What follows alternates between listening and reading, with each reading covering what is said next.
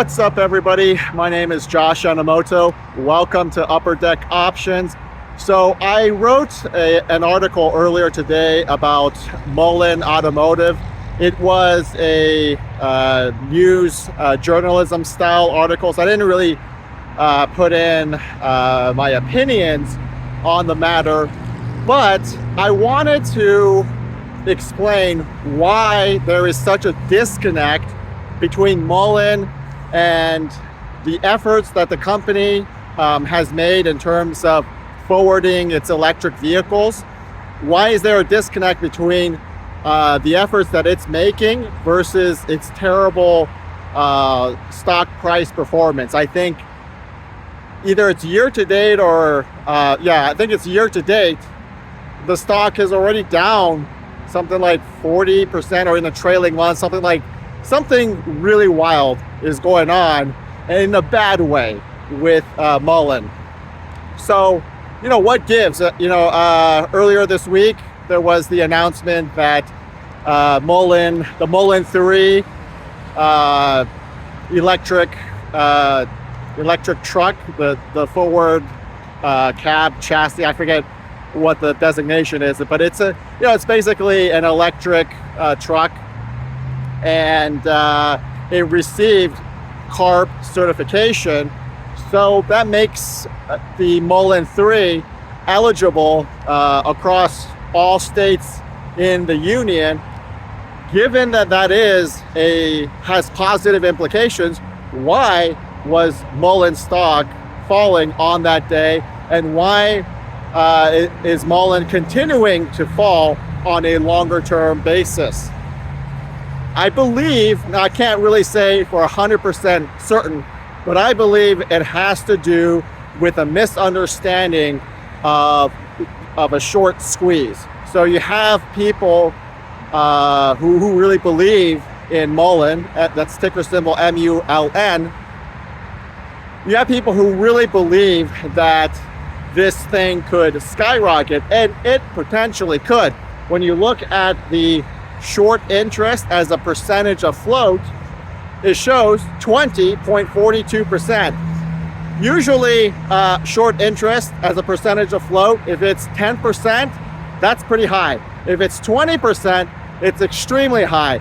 Anything above that, of course, it is even more extremely high. So 20.42%, that is an extremely high short interest as a percentage of its float.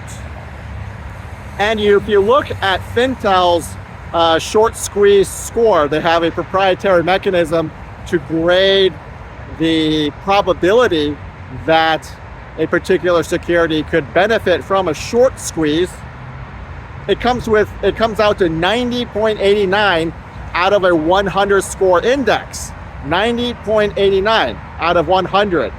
So a lot of investors, retail investors, are wondering what gives? Is this manipulation? What's going on? I don't want to, before I get into any kind of conspiratorial stuff, I want to exhaust all the rational explanations first before we get into conspiratorial elements, which are, of course, extremely difficult to prove. But the thing is, when you look at the short interest, you can't just look at the short interest as a percentage of float. You have to look at the short interest ratio. Okay, and the ratio is only 1.17 days. That means it only takes a little over one trading session for the bears to cover their position or to unwind all their positions based on average trading volume. Okay, so that's not much time at all. Now, a lot of people get confused about, you have short interest as a percentage of flow, and you have short interest ratio. What does that all mean?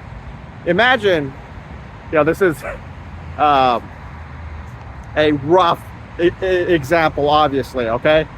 But imagine that I'm the pitcher, okay? We're playing a baseball game.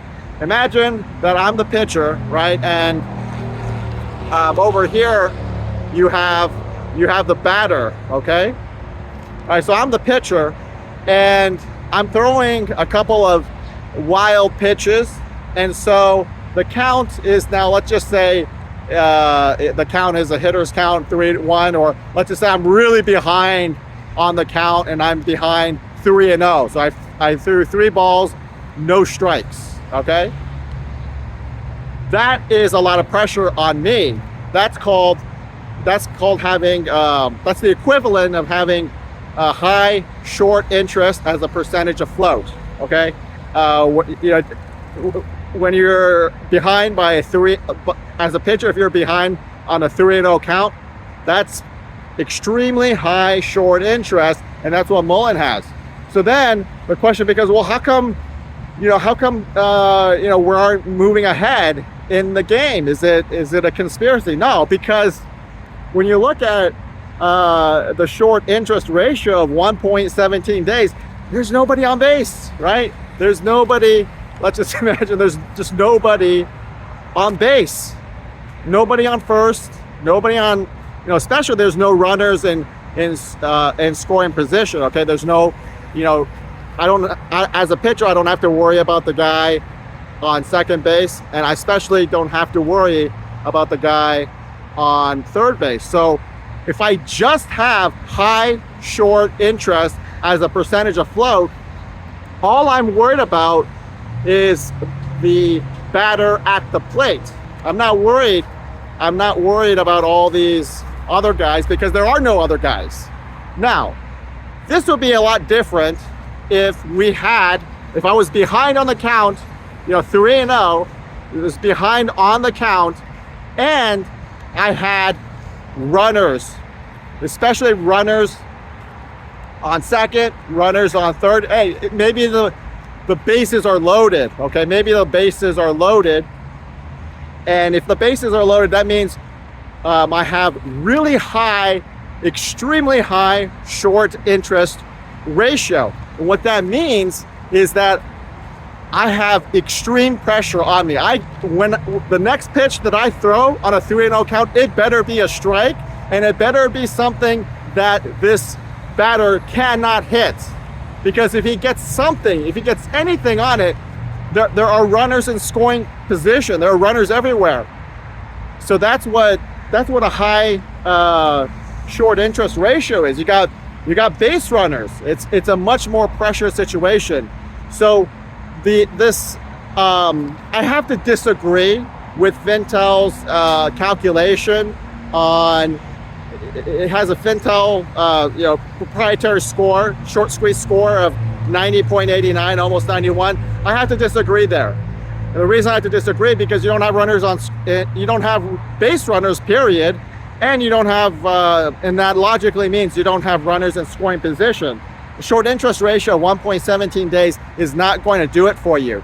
If you're going to have a high probability of a short squeeze materializing, both elements, the short interest and the short interest ratio have to be elevated, ideally extremely so that you're putting pressure on the Bears. Otherwise, you're putting modest pressure on the Bears, but it's not enough to drive them, panic them away from the short position to force them to cover.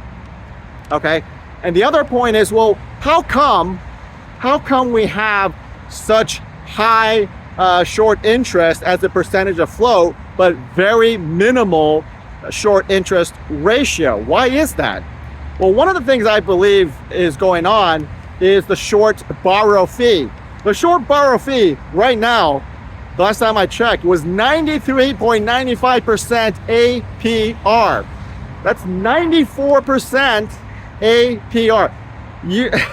Nobody wants to short this because the cost to borrow the security for shorting activities is so high. Again, 94% APR. You want to talk about a really, really high, typically a really high APR in terms of the short borrow fee? You're looking at like 3%, maybe 5%, okay? 3 to 5%. That's considered, whoa, hey, you're talking 94%?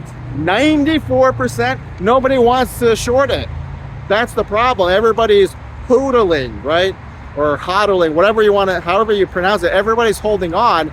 You have retail investors holding on, and so there's nobody able to short those securities because nobody is willing to part ways with their securities for the bearish traders to short. So there are no new, essentially there are no new bearish traders that are going to enter this market or want to enter this market, because again, you're talking about a 94% APR, the cost to borrow. I don't think people, the pessimistic traders want any part of that, because the risk reward equation is just not favorable. And I think the bears know that if they get into it, and then they put, then they're gonna go into a situation where there are, runners in scoring position. And essentially, the bears are sort of like the bullpen pitchers that are being asked to, cover for a dirty inning. Very few relief pitchers want that kind of pressure to cover in a dirty inning, especially a dirty inning in a meaningful game, like a playoff game, or let alone the World Series. That's a lot of pressure, So the short traders, I believe, are just sitting home, and that's ironically a function of the hodlers that are just holding on. If they didn't hold on, if there was more of a natural market, yeah, maybe you would see high short interest and high short interest ratio. But you only have high short interest, and those are, I guess you might call it, legacy bears. I think that's really the situation. You have legacy bears, but no new prospective bears wanting to come in because of the extreme cost to short MULN. So it's kind of stuck in a limbo, and this is why I would be very careful. I would not personally invest in MULN simply based on the short squeeze possibility or probability. I think the probability mechanisms, the probability calculations are a little bit messed up because it's not factoring in a three-dimensional equation. Instead, we're only dealing with a one or two-dimensional equation, and that's just not reflective of the reality of Mullen Automotive at this time. Now, you can, if you want to, invest in the longer-term, fundamentals if you believe that that Mullen can somehow work its way out of its problems. That's on you. I don't have an opinion on that one way or the other. I'm not participating in this opportunity one way or the other. Again, that's on you. But I will just say a word of caution. If you're interested in the short squeeze potential of MULN, in my opinion, I don't really think that the potential is really high. It's deceptively high. It looks high, but when you look at the short interest ratio, 1.17 days, that's just not going to cut it.